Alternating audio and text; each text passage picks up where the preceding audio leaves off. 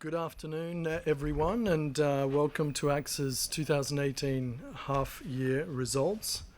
A very warm, literally, welcome to those in the room.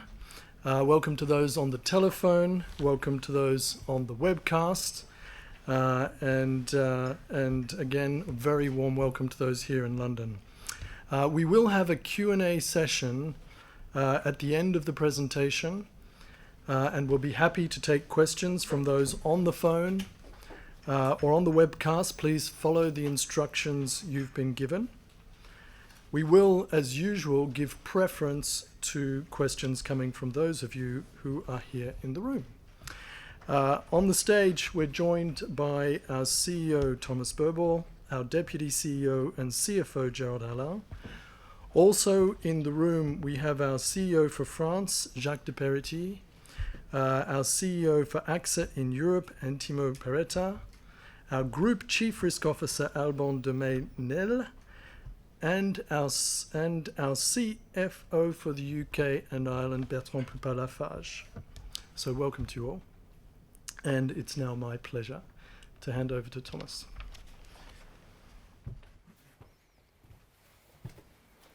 Thank you very much, Andrew, and good afternoon to all of you. I'm very happy to see you for the half-year earnings presentation. If I summarize and then go into detail in 5 points, the 6 months earnings are classified as a very strong delivery, in a way that there is very strong operational earnings, both on the top line and on the bottom line, that we have continued to shift our business mix through the in-force transformation, that the US IPO and the AXA integration are well underway, and all of this is based on a strong balance sheet with additional cash flexibility, having a clear vision for the future, which is based on a focus on partnerships and innovation. If I take these 5 messages and go more into detail, the very strong earnings growth is characterized by an underlying earnings growth of plus 9%, by an adjusted earnings growth also of 9% at constant FX, and by an underlying earnings per share growth of 6% and adjusted earnings per share growth of 6% as well, despite significant headwinds from foreign exchange. When we look at who and how have the different geographies contributed, and since we have changed the organization, we've also changed the reporting to geographies. We see that the simplified organization is bearing fruit in a way that all different geographies have contributed to that success. And in particular, France and Europe have shown a very, very strong performance. And it also shows that mature markets does not mean no growth. Mature markets means that you have a strong position and that you can also achieve a strong growth both in top line and underlying earnings. If we want to highlight a little bit what characterizes the good performance of the countries, we clearly see that in France, we see a very strong growth dynamic. France has, in general, a good business climate, but given our very strong position, given our very innovative character, and given our strong leadership under Jacques de Peretti and his team, we have achieved a very strong growth based on a very, very important position. Similar in Europe, which is composed of a few different markets with strong positions. If I had to highlight one example, it is clearly the transformation of the Swiss second pillar business. Also, under leadership of Antimo Peretta, the new model has been established of a simpler organization, of more empowerment of the local CEOs, and we see the fruits of this. And in particular in Europe, the partnership with ING will have the strongest impact. If I look at Asia, we were in the focus of streamlining the regional office. We have recruited a very strong leader with Gordon Watson. Gordon is now really in the midst of it, is changing the business dynamic, is recruiting his team, and I will have very high hopes after the successful launch of new products, certainly in Hong Kong and in Japan, that the performance will also increase going forward. On the US, we see here a mixed picture where there is a negative number on the earnings growth. This is due to the fact that we have obviously, through the IPO, reduced our ownership stake. If you were to compensate for that, we would be at a flat. If you were to compensate the one-time effects from last year, we were at a much higher underlying earnings growth. Gerald will come to the detail of that. Clearly on the US, the big highlight is the successful IPO, and is also, if you look, the performance of the US business, both when it comes to the earnings and the business development, but also when it comes to the share performance. We launched the IPO at $20, and the share price has certainly been between $20 and $22. If you look at the international and transversal segment, again, many countries in the international segment, we have started to streamline the footprint. We have started to really implement the private equity method of managing these countries, certainly there.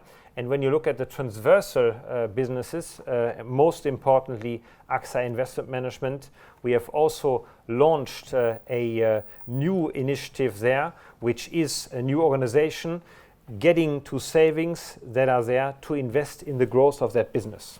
On the international side, we've been working on the major markets, particular Mexico and Turkey, where we see very good progress.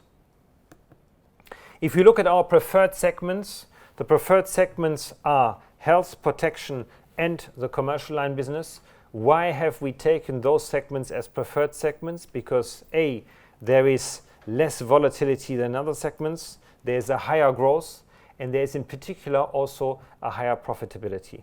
We have shifted our organic growth ambitions towards those segments.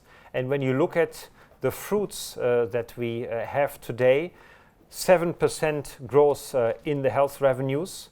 We are very strong as AXA in 6 health markets that have significantly contributed to those 7%. Very strong growth in the APE in protection, 10%, and 2% growth on the Pnc commercial line revenues. All of this has happened at the same time when the profitability has increased. You see that the combined ratios in all of these segments have improved over the period. The major move that we announced this year, or the 2 major moves, which is very much at the core of how do we transform our profile from being a company that is mainly life and savings dominated, that is mainly exposed to financial risk, towards a company that is more P&C dominated and mainly exposed to technical margins. We announced on the one hand the acquisition of XL, and on the other hand the IPO and the subsequent sell down of the US business of AXA Equitable. Where are we today? On the XL side, we can clearly say that the integration is progressing well. What was important for us in the integration was a couple of things. One is to make sure that we take key decisions very early. You've seen that we have, at the time of the announcement, already announced the leader. We have already announced the N-1, and we are in the process also of announcing the next levels quite soon. We've also been very clear on what is the new brand of the new company and see that the synergy targets are well on track. A second big and important piece for us was how can we bring the volatility of that business in a larger context of AXA to a level that is acceptable for us. And also there, we have reduced significantly the potential CAT impacts by 40% if you compare it to the same time last year.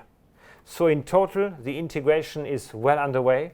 We are in the process of really getting everything done, and we are hoping to close that transaction in the second half of this year. We are on good track.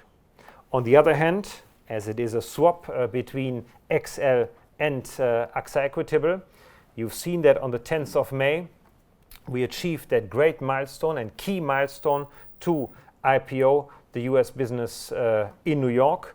We achieved, with the placement of the first tranche and the mandatory exchangeable, the necessary 4 billion of proceeds in order to secure the financing of the XL Group.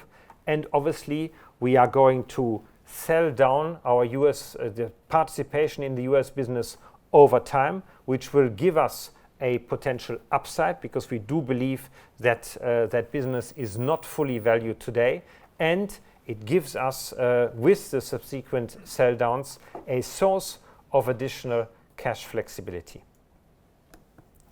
When we look at the balance sheet and the financial flexibility, we see that with 233% of Solvency II coverage, we are at the very high end of our range that we have indicated, and that it's up 28 percentage points from the full year 2017.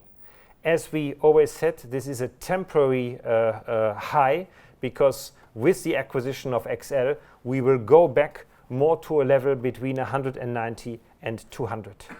What is also important is that at the time of the announcement of XL, we had 2 negative credit watches from Fitch and from S&P. Both have lifted those negative credit watches after the successful IPO of AXA Equitable. When we look at the further significant cash flexibility, it comes clearly, as I said earlier, from the future sell downs of AXA Equitable Holding. It does come from a strong cash generation of our existing business, but it also comes from a couple transformational moves that we have announced. The one is the one I mentioned earlier when I spoke about Switzerland, which is the transformation of the Swiss group life business, which will lead to a significant capital upstream. And the second one is the one that we announced yesterday evening, which is the potential disposal of AXA Life Europe. Both of those, the Swiss business transformation and the AXA Life Europe, will get us to a capital release of roughly 3 billion euro. What is important when we spoke at the 5th of March was our priorities. We clearly said getting the IPO off the ground, integrating successfully XL are the 2 business priorities which are well on the way. The first priority now is to use the additional cash flexibility to reduce our leverage, and we also clearly said that we want to reduce our leverage to a minimum of 28% gearing. When we look at the business profile, I mentioned it earlier, those strategic moves of acquiring XL and of IPOing the US business will lead us to a very different profile. We will change from a life and savings dominated company to a Pnc health and protection dominated company, which will also have a reflection on how we are going to think about our capital management. And our history shows that we have a very good track record in our dividend payment, that we have paid 15 billion of dividends over the last 6 years. And certainly with the change of our risk profile, we also intend to review our capital management policy in light of this profile change. When we look at the innovation side, we are working on 2 major topics. One is the question, how can we build a base in services around the insurance coverage, I would like to highlight one element, which is the successful acquisition of Maestro Health in the US.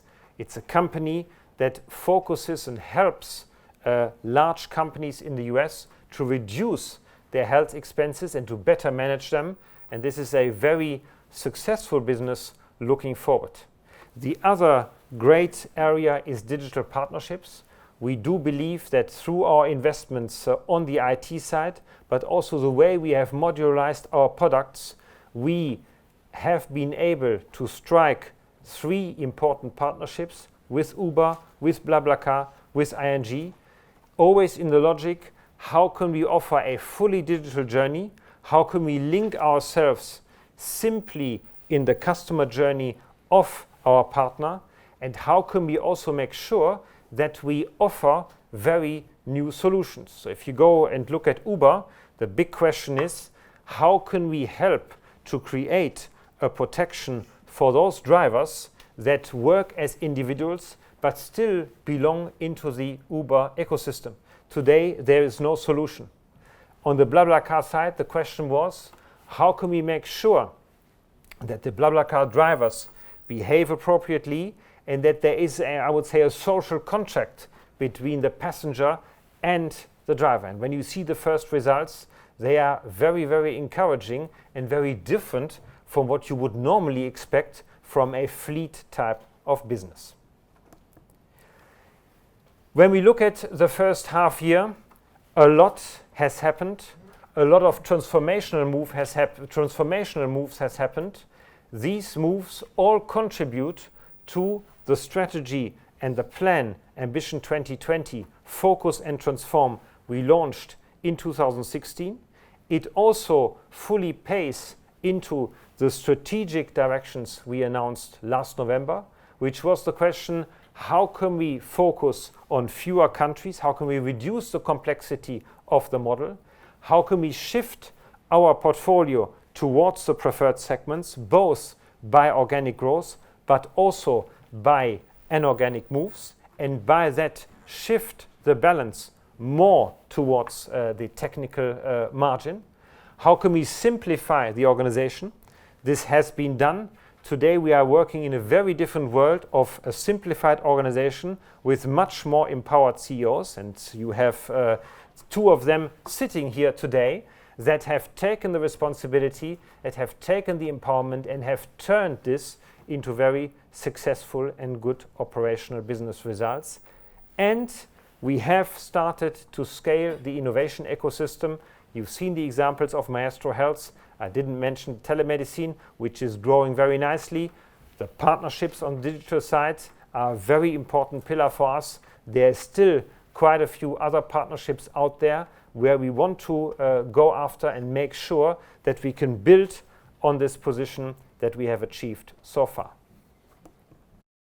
When you look at Ambition 2020 and the targets we have communicated, we can clearly say that we are fully in line with Ambition 2020. 6% underlying earnings per share growth is at the higher end of the range of 3 to 7. On the free cash flow, we are not yet at the end of 2018, but today I have no reason not to believe that we will also achieve our targets. When you look at the adjusted return on equity, we are actually above the range of 12 to 14%, but the half year is normally slightly anyway above this range. And when you look at Solvency II, we are also slightly above the range of 170 to 230. As I mentioned earlier, this is a temporary phenomenon. We will come back into a range between 190 to 200 once the XL deal is closed. With that, I would like to thank you for your attention and hand over to Gerald. Thank you, Thomas. Good afternoon. So, as explained by Thomas, our underlying earnings are up 9%. You can see on the right-hand side that across the board, all the entities all the regions have a positive contribution to earnings, with one exception, which is the United States. And following the IPO, as you know, the group share dropped. We are at 92.7%, and at 100% would have been at zero. And taking into account, again, as explained by Thomas, excluding the 2017 one-offs, we would have been at plus 30%. You might have a question on the 26% positive on central holdings. This is due to the fact that we don't have any more to pay in France the 3% tax on dividends. Moving to the countries and starting with France, we have first top line growth is strong, plus 8% on revenues, and you can see that with a strong growth in our preferred segments, say health, protection, commercial lines.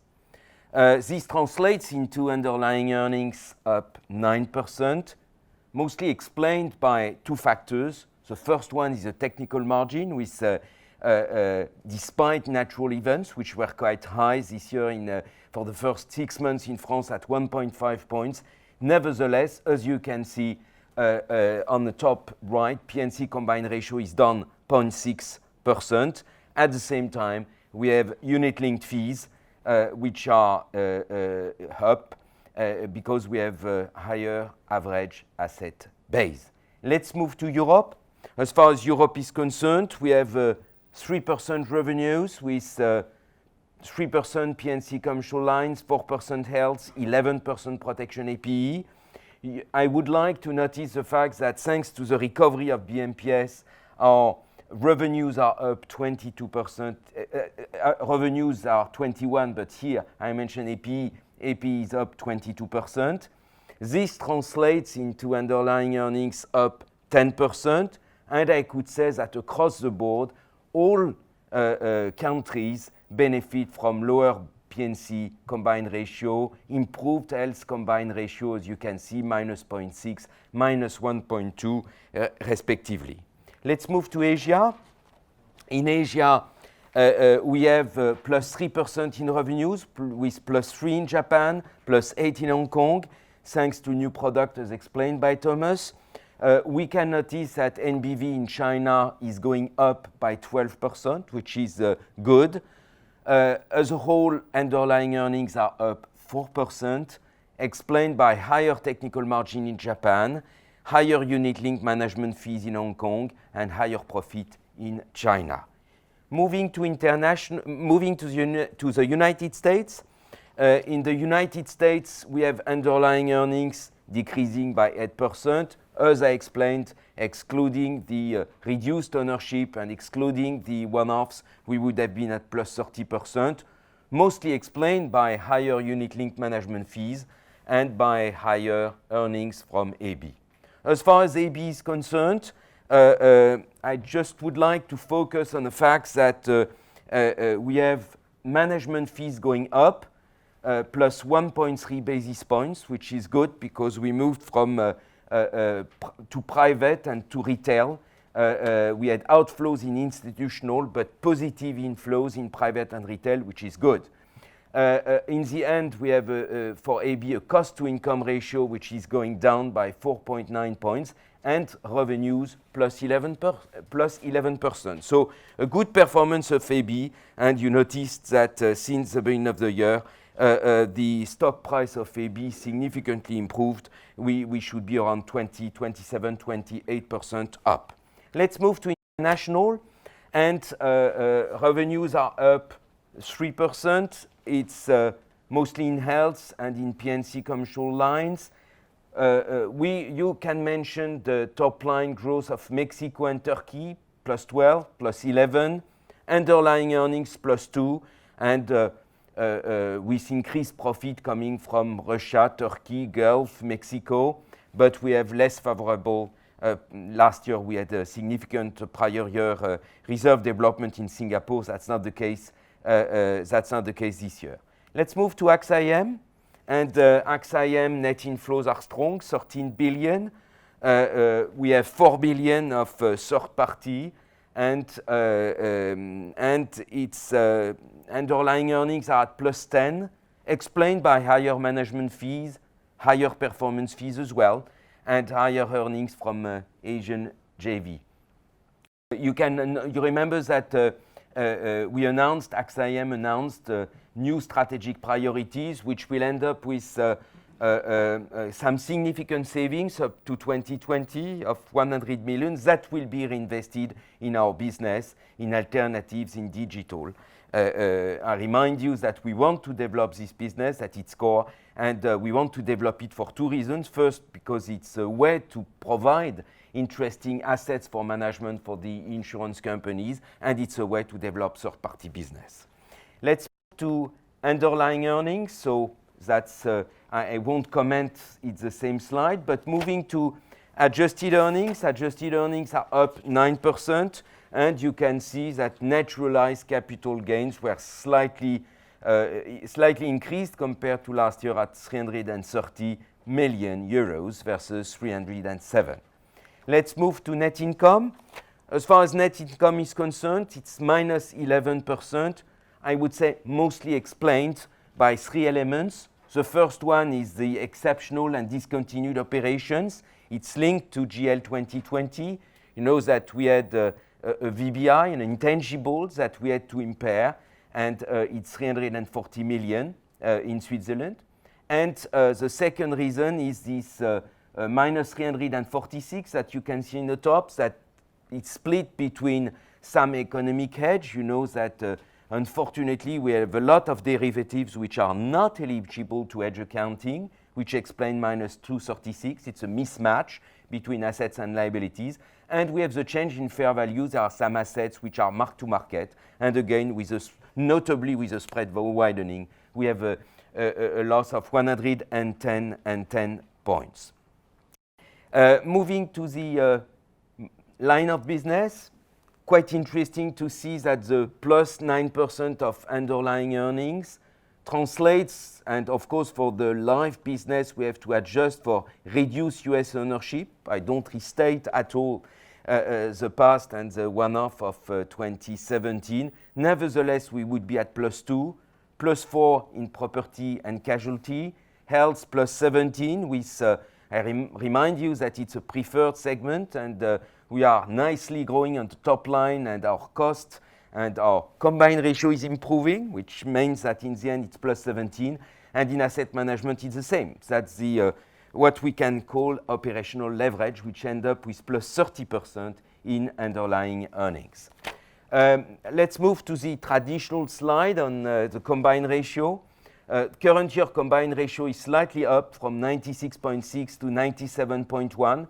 But as you can see, and I mentioned France, but there are some other countries like Germany as well, where we have Nat Cat and natural events, which means that instead of 0.1% only last year in the first half, we are at 0.6.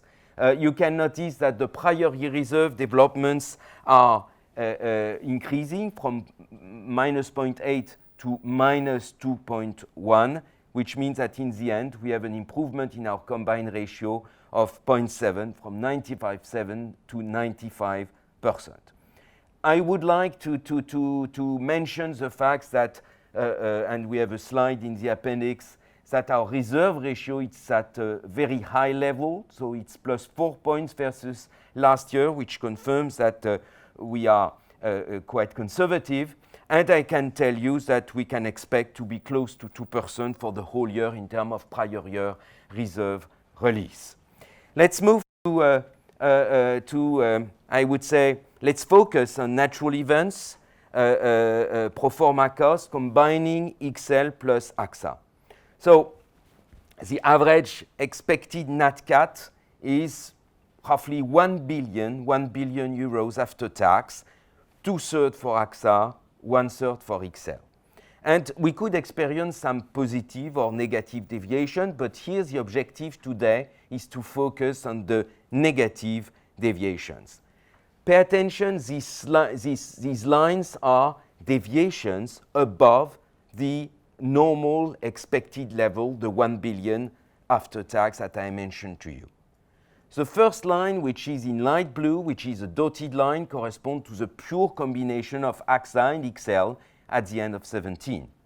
And The dark blue line is AXA plus XL mutualized by June 2018. And you can see that it's a significant decrease because we have a decrease in the potential deviation of 40%, meaning that in 1 in 10 years, we can expect to be at 0.6, in 1 in 50 years at 0.8. This is due to the combination of two initiatives. The first one is the underwriting actions and incremental reinsurance that protection that was bought by XL. Second, it's a tailor-made aggregate protection that's been purchased by AXA and XL. So in the end, we have, again, a decrease of 40% of these extreme events. And second, as you can know, the dark curve is much flatter. That means that we are starting at 0.6 billion in 1 in 10 years and ending at 0.8 in 1 in 50 years, so which was not the case before because we had a positive curve in the past. So it's an important point. You remember that on the 5th of March, when we presented you this acquisition, we said that we would take some initiatives in order to reduce this volatility. This has been done. Let's move to the balance sheet now and the investment portfolio. Total assets under management, excluding unit-linked, are still close to 600 million. Nothing new on that side. Yield on assets, you can see that the yield is extremely resilient because in life we are moving from 3.1 to 3.2. In Pnc, we are stable at 3.3%. The reinvestment yield, we reinvested in the first half 32 billion, and the reinvestment yield is at 2.4% compared with 2.1% in the last year. This translates into quite resilient investment margins. Life and savings investment margin went down by 2 basis points only, from 71 to 69 basis points, above the 2018 to 2020 target range that we shared with you 2 years ago when we presented in June 16 our plan. We planned to be between 55 and 65, and indeed we are above this level. This is possible, again, as you can see on the left, because we have very low average guaranteed rates, and that these rates being quite low, we can afford and we can pay quite attractive interest rate to our policyholders, but we don't have any constraint coming from the guaranteed rates. On the Pnc yield, we are quite stable. We are slightly down at minus 11 basis points, in line with yield dilution guidance. Moving now to the debt. So last year we had a 25% debt gearing. At the end of the first half, at the end of June 2018, we are at 29%, explained by the 3.2 billion debt raised at AXA Equitable Holding, and plus 2 billion debt raised at AXA SA. You remember that we issued for the financing of XL 2 billion of sub-debt. We can expect at the end of 2018 to be at 32%, mostly explained by the XL acquisition and the fact that XL has some debts. And we give a target range for 2020 between 25 and 28, irrespective of our level of future AXA Equitable Holding sell down. Shareholders' equity. So shareholders' equity went down from 69.6 to 66. I would just like to highlight all the other items are quite common, but impact from US IPO minus 2.1, and Forex and other plus 0.8, because since the beginning of the year, the euro slightly weakened.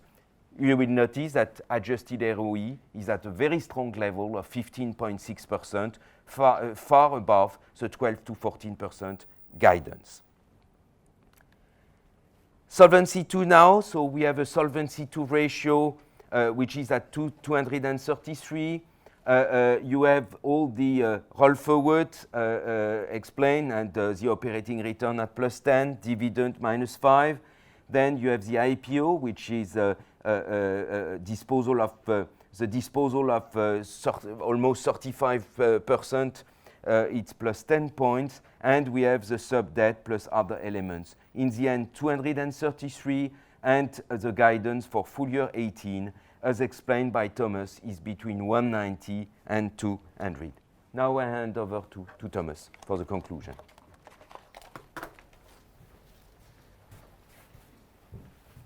Thank you very much, Gerald. So to conclude, a very strong delivery in the first 6 months, very strong operational performance across all geographies, across all lines of business, and in particular, continuing the shift of the business mix towards health and protection and the commercial line P&C.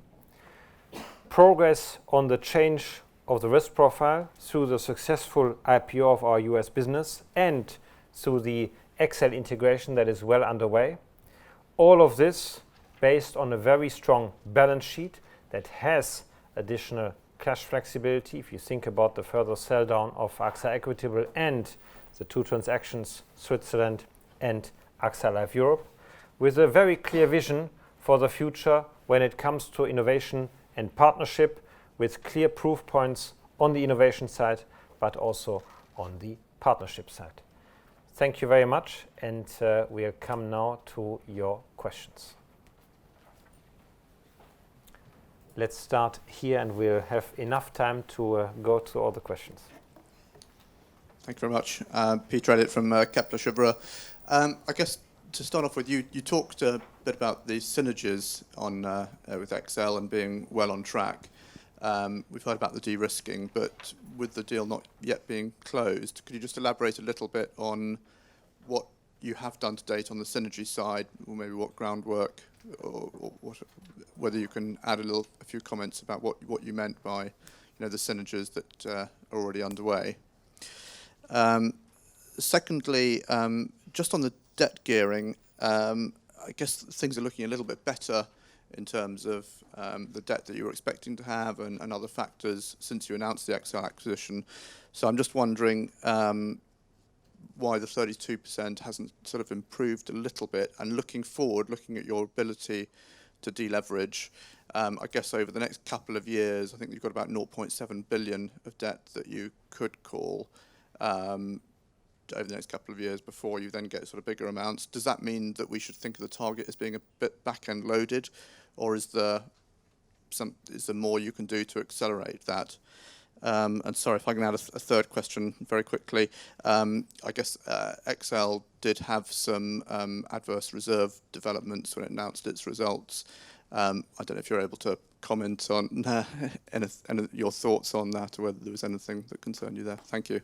Very good. Thank you for your 3 questions. I suggest that I will elaborate on the first one on the synergies. Gerald will elaborate on the debt gearing, and Alban, who is the Chief Risk Officer, will elaborate on the reserves. So when you look at the synergies, there were different types of synergies. There was obviously, or there is obviously, cost synergies. We have announced a target of 200 million. Those cost synergies are essentially the question of if the deal closes successfully, which we assume now, that we don't need all the head office infrastructure anymore that XL has to be a quoted company and so on. There is synergies around the headquarter when it comes to the underwriting headquarter of AXA Corporate Solutions that we don't need anymore.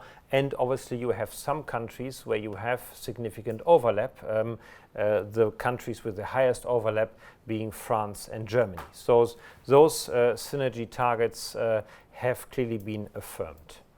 The second kind of synergy are revenue synergies. When you think about what does the combination of XL and AXA bring, it brings a very large specialty expertise that we as AXA have not had, and AXA has been and is very strong in the SME segment, and by having access to the specialty expertise, we will be able to sell more specialty businesses into the SME portfolio. And certainly when I look at the two European representatives, Antimo and Jacques, they are in active discussions with the Excel people. How can we do this as quickly as possible?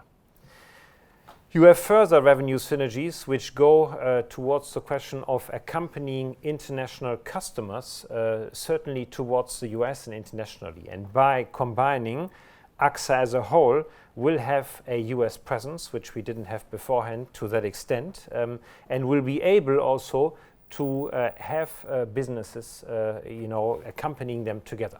And this is clearly another initiative which we are pushing very hard. And then I mentioned earlier as a third pillar that moving into health and protection and moving into commercial lines is also looking at the combined piece of it. Because when you think about a company has got two types of risks. It has got the company risks, so nat cat, business interruption, cyber, but it also has got the risk of the health of the employees.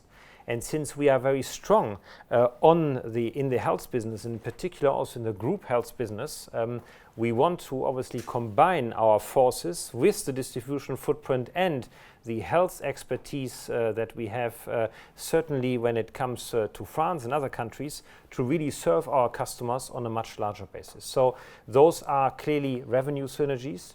The third synergy piece is very much about the reinsurance synergies. So by combining our reinsurance purchases and by also buying on a much more diversified portfolio that AXA and XL will bring together, we will be able to buy reinsurance at very different conditions.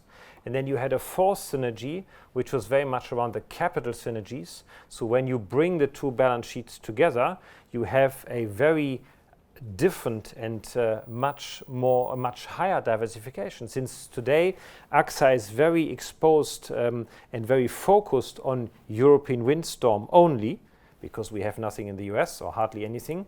Tomorrow, with the US exposure, with the Bermuda exposure, we have a very different diversification, which also leads to the capital synergies of 2 billion in less capital required in 2020, once we can apply the internal model also onto the XL business. And since the Bermudian solvency rules are very close to the Solvency II rules, we do believe that there is a very high likelihood that this is going to happen. So the synergies, and sorry for being a little bit long, but I think it's important to outline it again, they are very well identified, are in the process of being affirmed, and also in the process of starting the realization plans, so that once the closing comes, we can move ahead very quickly.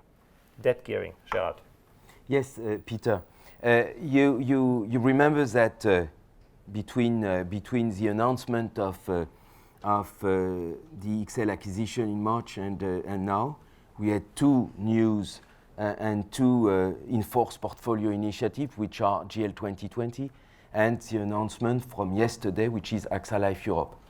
Keep in mind the fact that if I take first GL 2020, it's the capital relief will take place in 19. So that means that it will take place in 19 and it will be upstream later in 29 and in 2020 to the holding company. It's 2.1 billion. The second is AXA Life Europe. And AXA Life Europe, it will depend on the closing date. And the closing date most probably will take place beginning of next year.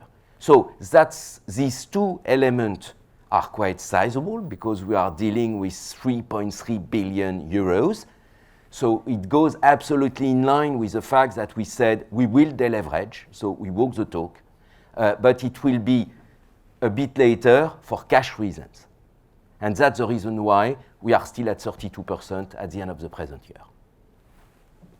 I'll just come back very quickly. I guess the only other fact was that initially you were targeting 3 billion of debt to be raised, and that was then lowered to 2 billion.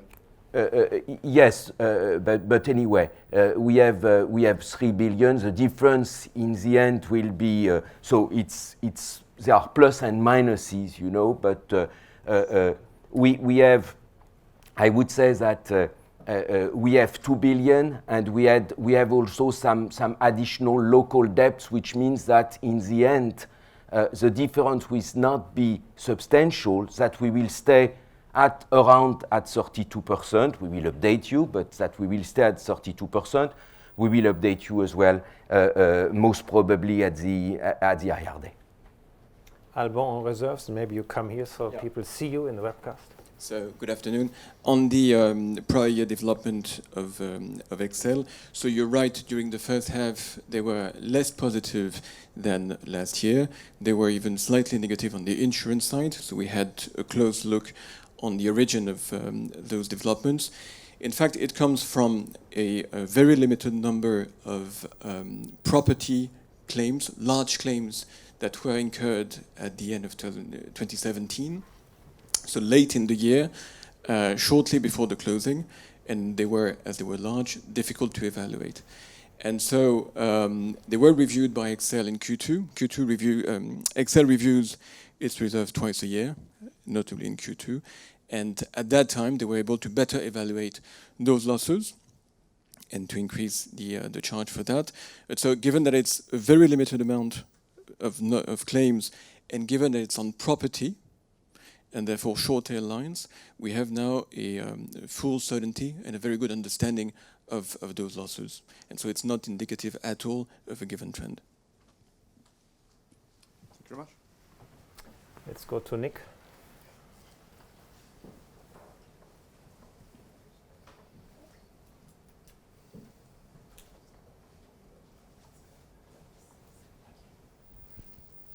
Nick Holmes at SocGen. A couple of questions. The first is, you say you want to review your capital management policy in light of becoming more Pnc. Wondered if you could elaborate a little bit more about that. And the second question is on Asia, which seems to be the only bit of the group that is going through a fairly dull patch, perhaps, at the moment. I don't know if you agree with that. I wondered if you could tell us more about what your plans are and how to really get growth going in Asia. Thank you. Good. Thanks for your two questions. On the first one, the intention to review the capital management policy, I could tell you a lot, but not today. Because as I said to you in the presentation, we are in the process of working through all of this. Our core priority is really getting the IPO off the ground, integrating Excel and having the closing of Excel, and we intend to review the capital management policy with the aim of, once we know exactly what it means, to update you and give you a clear view on what we want to do. So you have to unfortunately wait a little bit for this. Can I just ask very quickly, is a full disposal of AEH conditional upon launching your new capital policy, or is it just Excel? No, the new capital management policy will be in light of the moves that we have announced and in light of the full completion of the moves. And you have to most likely differentiate in that view a period where we are still in transition and a period where we are beyond the transition. And we'll probably most likely look at it that way. On Asia. Asia is certainly, I've mentioned it earlier, we have changed our leader in Asia. We have been able to recruit the number 2 of AIA, Gordon Watson, who has been very successful at AIA. When you look today at our Asian footprint, you see that we have a very strong position in many countries, but the position is very much focused on bank deals and bank joint venture partnerships. And if you go country by country, we have started to relaunch the dynamic, but the Asian markets are quite competitive. So if you go into Japan and Hong Kong, where we are by ourselves without joint venture partners, as Gerald mentioned earlier, we have launched both in Japan and Hong Kong new products. Those products are already showing in a significant improvement in the growth. We want to continue this journey, And in particular, the next step will be to also revamp our health propositions, both in China, both in Japan and in Hong Kong. And in particular in Hong Kong, we will come out quite soon with a very innovative product called First Care, where there is a very high integration between this product and also some Hong Kong hospitals. So this is Hong Kong and Japan. Second large piece is Southeast Asia, where what I said earlier is applying. We have in these markets a lot of joint venture partner in form of banks. So if you go into Thailand, we have a relationship and joint venture partnership with Krung Thai. If you go into Indonesia with Mandiri, if you go into Philippines with Metro Bank. Philippines works very well, so this is a very well-oiled machine, a very well-functioning joint venture. We want to continue to let it prosper. When we look into Thailand and into Indonesia, both of our joint venture partners have in the past suffered from non-performing loans. They have both gone through a deep restructuring of their own portfolio, and we see that growth is coming back. However, after a long time of a bank assurance partnership, the penetration of the bank will come to a saturation. And therefore, we've started in all of these countries to build significant agency sales forces. So in Thailand, we have a very large agency sales force within the joint venture. The same is true for Mandiri. And Gordon Watson's mission is to really make this agency sales force grow, also apply the learnings that we had in Europe on the more hybrid approaches between direct and the agents, and really use that as a growth engine. Third piece is China, where we have in total 3 joint ventures. One is on the asset management side with Shanghai Pudong and Development Bank, which works well, so we also want to let that prosper. The second one is AXA Tianping, which is one of the largest foreign insurer in the direct and hybrid Pnc retail business. The motor market in China has significantly been challenged, that we are in the process of shifting our business model more towards non-motor Pnc, more towards short-term health, and this journey will take some time.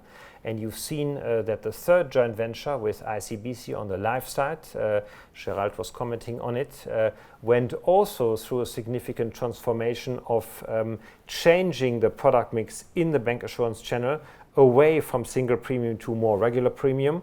This is also seen in the numbers that the new business margin has significantly come up. And in the same logic as I explained about Thailand and Indonesia, we will also strengthen the sales force or the agency force that we have together with ICBC in order to shift to more growth.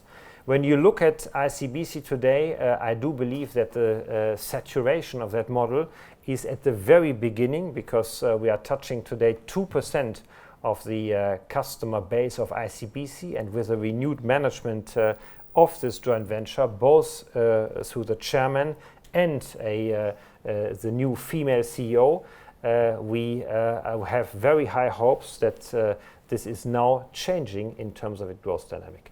And then you've got a last piece, which is the Pnc strategy. Again, with the with joining AXA and XL, our presence in Asia when it comes to Pnc will change significantly, and we will also develop Asia as one of the growth regions for Pnc in the joint company. Just very quick follow-up on that. Is commercial Pnc in Asia and places like China, is that envisaged as part of the program? That was my last comment on combining XL and AXA. It is clearly, okay. But you have to be very selective, because again, there is no wonders. You have to be very selective when it comes to the underwriting. Again, Gordon Watson is currently working with his team exactly on how to build this strategy, and when the moment is there, we would very gladly update you on what exactly is the strategy, but it will be along these lines. Thanks very much. James?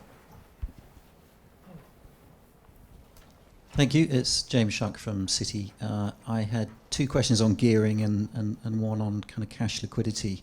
On the gearing side of things, I mean, you present your gearing target on an IFRS basis, including goodwill. When I look at your Solvency II gearing and the capacity you have left in the Tier 2 and Tier 3 as a percent of the SCR on a pro forma basis, including Excel, you're pretty much at that 50% limit, so you don't seem to have any flexibility on that. So when I think about the composition of your debt between senior and subordinated debt, how do you envisage changing that mix? Because I think as part of Ambition 2020, you were changing the mix, which had a drag of about 10 points on your solvency ratio by 2020. So what's the expected solvency drag as you optimize that mix and give yourself better flexibility under a Solvency II metric?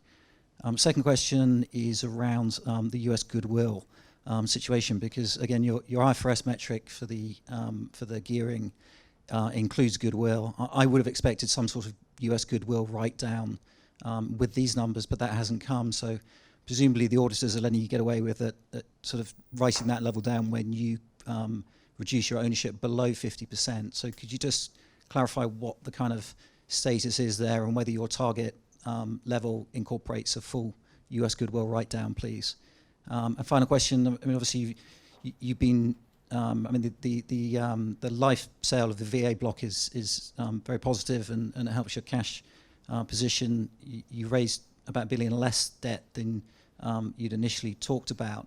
You haven't been very transparent about what is the level of pooled central cash liquidity, where that actually is versus any of your target ranges. So I'd really like to understand, the extent to which you've drawn down on that central resource and the extent to which you need to replenish it, please.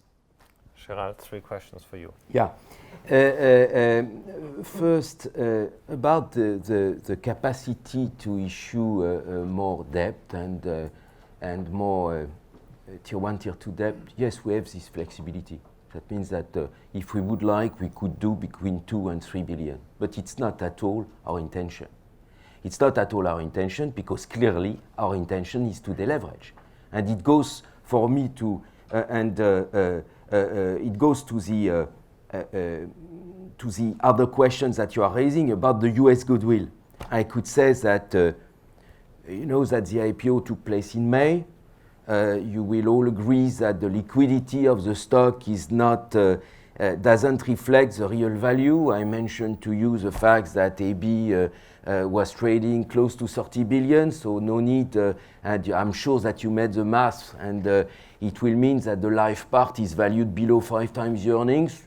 So all of this, and I won't go into more detail, but all of this goes in the same direction. That means that that's why we didn't impair the goodwill. For the future, so I cannot comment in any detail on what might or might not happen and when. So we will see.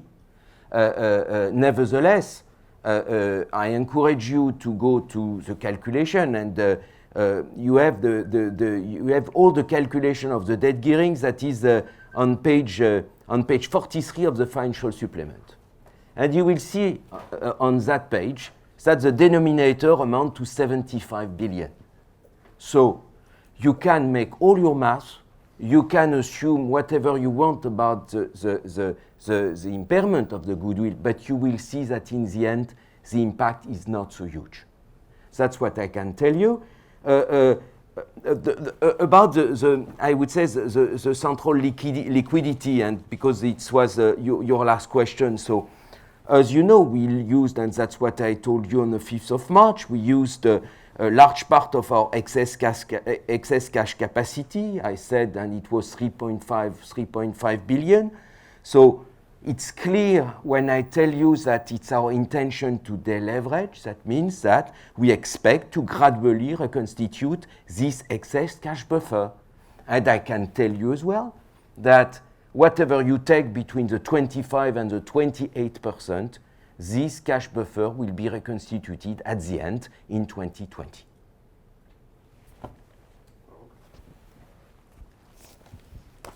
Thank you very much.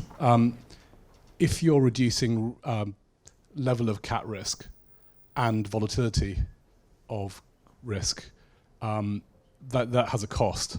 So I think in Excel and the reinsurance business has been kind of a 1 to 2 point, possibly more increase in loss ratio due to that. Can you comment on the group and what you see as the costs of putting this additional protection on, and whether it's kind of in the numbers already? Second question is going back to capital management. You're probably not going to answer this question, but obviously the 25 to 28% is not including or is not dependent entirely on AEH being sold down. So there's a scenario where presumably you have extra cash that's not included in that number. So are you kind of, is M&A off the consideration in the capital management policy? And finally, just a quick one on the tax one-offs in the US. I mean, presumably the provision, I think it's 400 to 500 million. Can that be released at the end of the year? I mean, what's the timing on that? Thank you. So 3 questions. I suggest on the reinsurance cost, Alban will comment. I will comment on the M&A question, and Gérald will comment on the tax one-off question. Alban. So on the reduction of the risk profile on CAT, what was done by Excel, as you pointed out, it's a mix of underwriting decisions and additional reinsurance. But where I do not fully agree with you is on the underwriting decisions, because they moved to less volatile business. That as such has a slightly higher combined ratio because it's less volatile, and therefore that's the balance, but with more premiums. And therefore, in absolute numbers, there is little difference, if any, compared to what they had last year. So the cost, to some extent, will not appear in Excel numbers because it's compensated by a different kind of business with higher premiums. And as far as we are concerned, the cost of the combined protection that we've bought a few months ago is de minimis in our accounts. It's really marginal. Good. On the second question, I repeat what I said to Nick earlier. We intend to review our capital management policy, but we have not intended to talk about it today. Once we have reviewed it, we will talk about it. Your M&A question, I think, is naturally answered by the priorities that we have, and the first priority for us is to delever. So M&A for me would happen at the margin. The focus is deleverage. Andrew, or do you? No. Sorry, it was a third question. I'm sorry. You are right. Third question on the tax one-off. Okay, so you have to wait for the IR day. Meaning that on the tax one-off. So we had in the US last year we had 200 million of positive tax one-off, and it was zero. This year. You are right.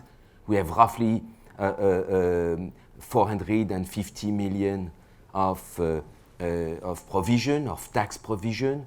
You know that's the way it works in the US. So we have some audits, and it's difficult to plan what would be the timing. So I remember that I got this question 1 year ago. And I said that on average, you could maybe expect to have 100 million, but it's not regular. So nevertheless, I'm quite happy to say that we have been posting 9% underlying growth without relying on this tax one-off, which was a question 1 year ago. Andrew, I think it was your question 1 year ago, but you have another question today. Andrew Green, Autonomous, not about the tax. A couple of things. It is a bit of a struggle on the gearing side. Could you say, I mean, you're going up to 32% when you got Excel. Could you tell us roughly pro forma, if you were to flog out the whole of AXA Equitable, what would it come down to on that? Or put another way, how much, in monetary terms, how much debt do you want to get off your balance sheet by 2020? in your deleveraging? And then a second question related to the synergies with Excel. Could you talk a little bit about revenue dis-synergies? I mean, clearly when businesses get together, there are partners of Excel who don't want to be insured by competitors like AXA. So what was your thinking around dis-synergies? Okay, very good. I think, Gerald, you should answer the first question on the gearing, and I will go to the negative synergies on the revenue side. Yes, so roughly speaking, it's more or less, you know, Andrew, it's more or less, and we can go into a bit more detail, but it's more or less proportional. So that means that we moved from 25 at the end of last year to 29 today, and corresponding to an increase of 5 billion debt. So that's 3.2 billion, which has been raised by AXA Equitable Holding, okay? And 2 billion debt raised by AXA SA. That's the 2 billion that we issued in March. When moving from 29 to 32, then you have the debt of XL, and roughly speaking, it should be slightly above 3 billion euros. And for the decline, it's proportional as well. Doesn't the equity also declines as you get? You know, once you get rid of AXA Equitable, it's not just the amount of debt; it's the amount of share capital. It's mostly debt plus the normal move of equity. So, and you can make your own. You can make your own calculations. So, but it's mostly coming from the numerator. Okay? On the negative revenue synergies, so you have potentially two negative revenue synergies, and we obviously knew that this could be a topic, and therefore on the 5th of March we have already announced that we do expect negative revenue synergies. First of all, what have we done to avoid negative revenue synergies? Because the first question that a customer is asking, okay, if AXA and XL is combined, are you keeping your risk appetite on a combined basis, or are you reducing?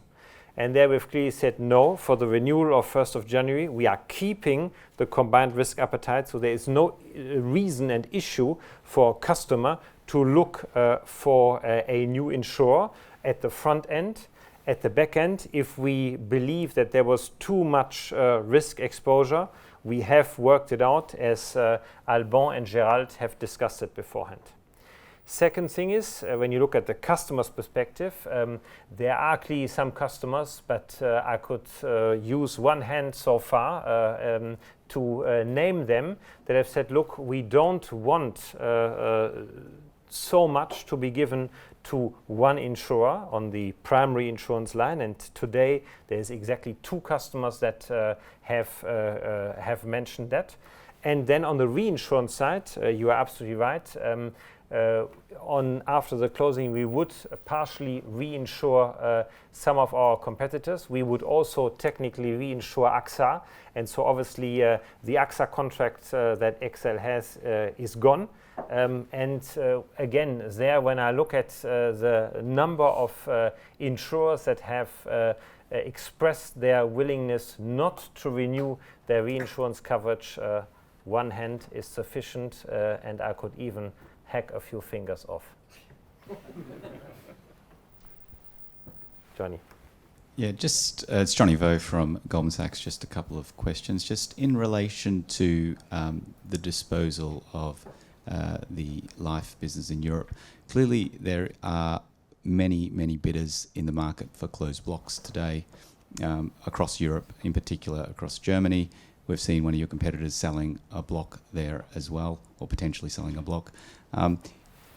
Is there potential for you to realise more value or cash from selling blocks of business across Europe that is potentially closed to business, and therefore release more money? That's the first question.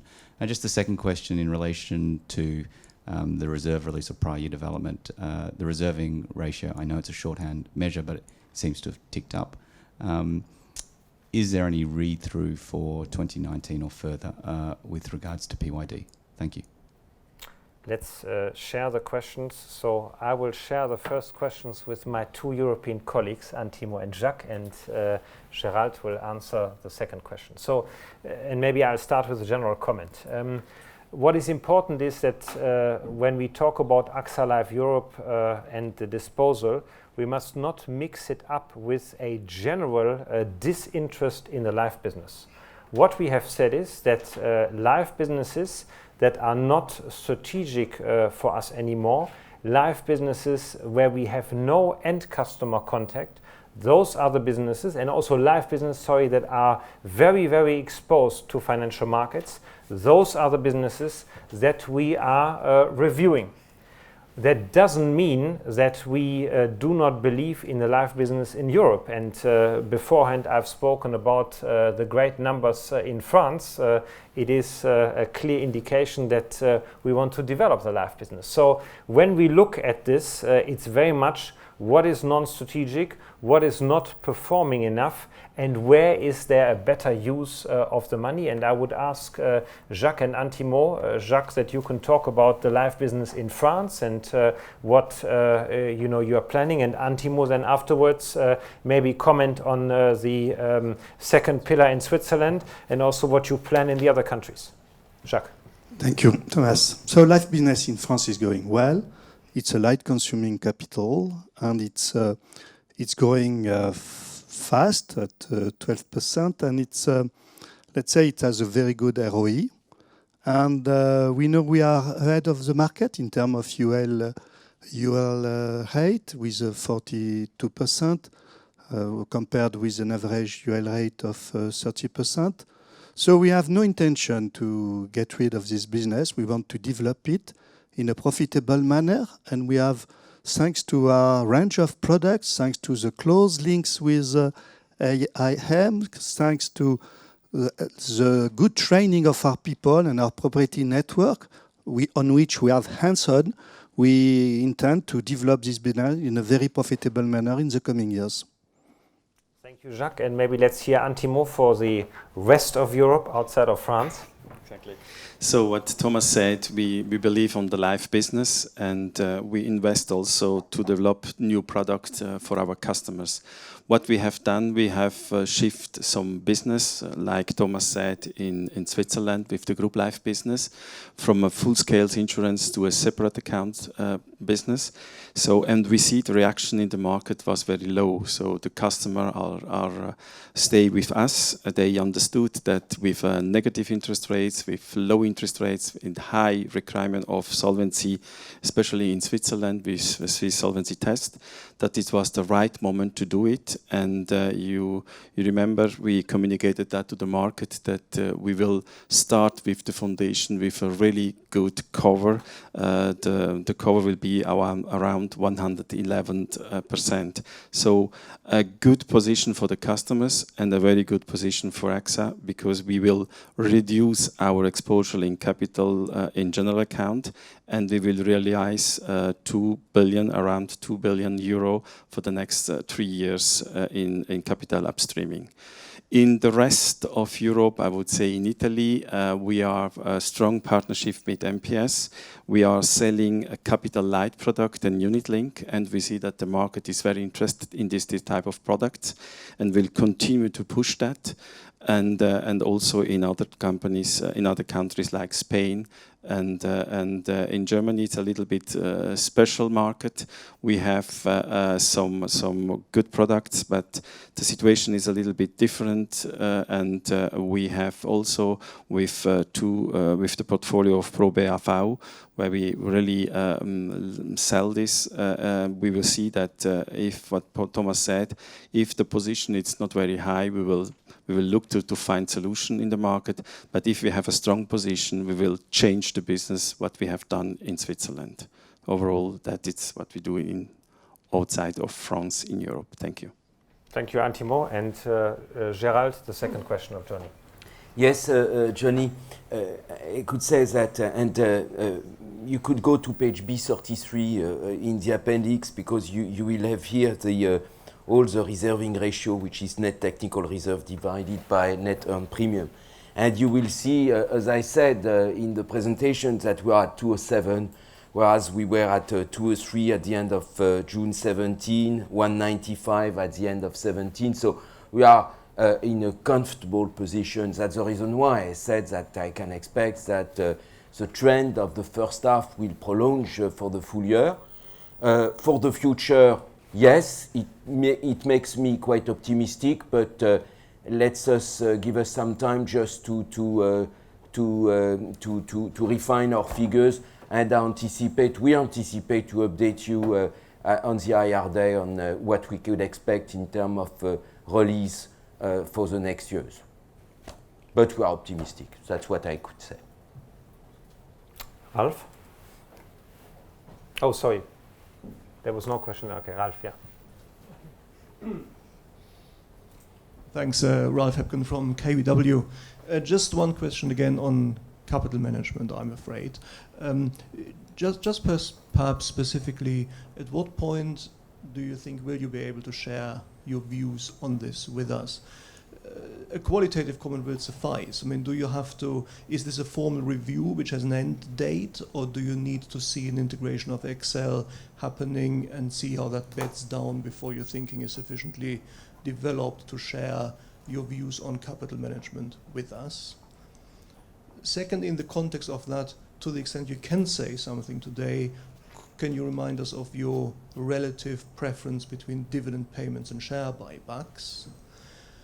And the final question, I dare to ask it, although I can expect the answer to be no, is do you have a level of Equitable Holdings share price levels at which you would be comfortable selling it, or a minimum level which you need to see attained before a sale, in your view, will become economically viable?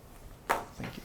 So I think all three questions are very difficult to answer today, not because I wouldn't know what the answer is, but we are here today to discuss the half-year results. I understand that it's important for you to understand when does the answer come, and we put all our efforts into the fact that the answer will come on the Investor Day, which is November 28th, yeah? And exactly at that time, we will tell you, give you an answer to your question. As I said earlier, we need to differentiate two phases. One is the phase where we are still in transition. So once the Excel deal has closed, we have certainty on that deal, and we are then in the transition of selling down the AXA Equitable stake, and then there is a period of after a full exit. What will that look like? And our intention is, as I said, to review it now and to come with a conclusion to you, because we also, when you look at the risk profile of the group, the risk profile, as I said earlier, will change from life and savings domination to Pnc health and protection domination. And as you know very well, the cash nature of the earnings of a life business is a very different one to a Pnc business, in a way that life earnings produce much lower levels of cash in the short term than a Pnc and a health business will be doing. But the best time is that the two of us are keeping your questions in mind for the 28th of November. Further questions? Farouk, second round. Apologies, Farouk Hanif from CS. Slightly boring question. The 10 points that you got on Solvency II from selling AEH was larger than I expected. Is there something special going on there, or is that proportional? Alban, do you want to answer that question? I'm not sure there is anything going on, but maybe what was not absolutely obvious was the fact that the mandatory exchangeable bond that we issued had a favorable treatment because it protects us on the downside of AXA Equitable. That's probably the answer to your question. How many points? That's around 2 points, I think. Yeah. Further questions in the room? Doesn't seem to be the case. Any questions on the webcast? No? Okay, I'm going back to the room. Any further questions? There's one. And the second one afterwards. Nicolas from Exane BNP Paribas. Question on the organization of the group, which you moved to a country focus last year. Now, in that context, can you talk maybe a bit about the governance of AXA XL? Because XL will not be a country, but it has a significant European presence as well. So how do you think, is that a transition? How does AXA XL have to work with Antimo to get things aligned, given that you move to a country focus and this seems to be a bit of a complication in that sense? Yes and no, but we let Antimo answer the question because he's been working with Greg Hendrick on exactly that question, and they have found, I think, a very attractive result. So we are still working on that, but I see it's not complication because we know what we want to achieve together. It's to be a partner of our customers, to have the right answer in product for our customers. And to do that, we have a clear view about the segmentation of the different markets. There are some markets like Germany, Switzerland, Belgium, and France, where are very mature and big market for us, but also for XL. And there are other markets like Spain, like Italy, where we have a different situation. So what we have found in some countries like Italy, there works for the past also for many years with XL. So it's new. They will continue to work with XL. And in other countries, we have to make sure what type of business we do together and what type of business will be done in AXA and in XL Newcom. So there are some speciality that we see that XL it's much more advanced in cyber risk, that we will use this product. We will be a sales channel for XL. And the other side, we see in other product like workers' compensation that we are very strong and we could be a partner for the customers of XL. So it's still working, but we see that we have a lot of potential that we can together work better in the market to make sure that we have the right solution and answer for our customers. Very good. Thanks a lot, Peter Elliott from Kepler Cheuvreux again.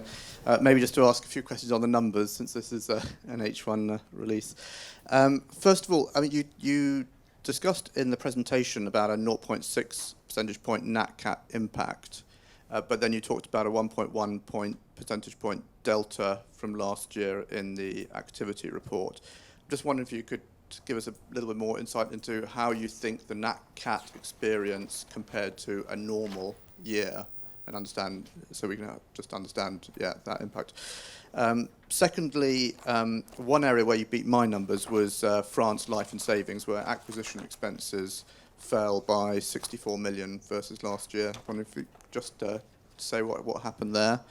And thirdly, I was surprised that the interest rate sensitivity of the solvency ratio went up, actually, from 6 to 9 percentage points for a 50 basis point decrease. I was wondering again if you could just explain why that was. Good. Let's do Nat Cat by Gérald, reduction of the acquisition expenses in life by Jacques, and the question around the sensitivity on the Solvency II by Alban. Yeah. Okay, so as far as Nat Cat are concerned, so we have a Nat Cat for half year 2017, we had Nat Cat of 22 and natural events of 100 million. And for 18, we have Nat Cat at 96 and natural events at 322.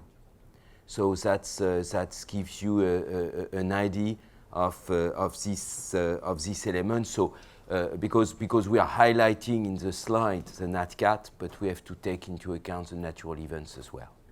Sorry, that's compared to last year. Do you have any view of what it is on a long-term average, or what you might expect normally? I would say that should be, as far as the Nat Cat are concerned, last year, you know, we were at 0.7 for 0.7 on natural catastrophes. I could say that it's just below 1, something around this, so between 0.5 and 1. Okay, Jacques, on the acquisition expenses in life in France. Concerning the acquisition expenses in France, we have had some impact concerning the deferred acquisition cost, and that is why you see this change on the figures. Alban, on the sensitivity on the solvency. Yes, it simply comes from the fact that our shareholding in AXA Equitable has dropped because of the IPO, and therefore that has an influence on the sensitivity of coming from the interest rates. Does it answer your questions, Peter? I guess so, because the US is inversely, the sensitivity works the other way in the US. Yeah, correct. Yeah, exactly. Yeah. Any further questions in the room? Any questions on the webcast so far? Last chance for a question in the room. Good, you're all satisfied. Then I would like to thank you very much for being here, for asking your questions, and wish you a good holiday for those who haven't had it yet. Thank you.